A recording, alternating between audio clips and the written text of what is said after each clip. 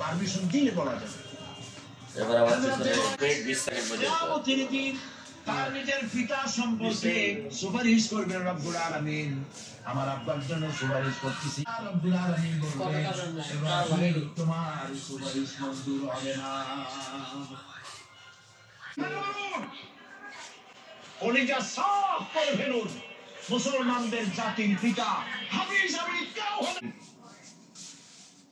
ইব্রাহিম আলাইহিস সালাম। এই বিল্লাহ আব্বার জন্য সুপারিশ করছি, আল্লাহ পাক বলবেন মঞ্জুর হবে না।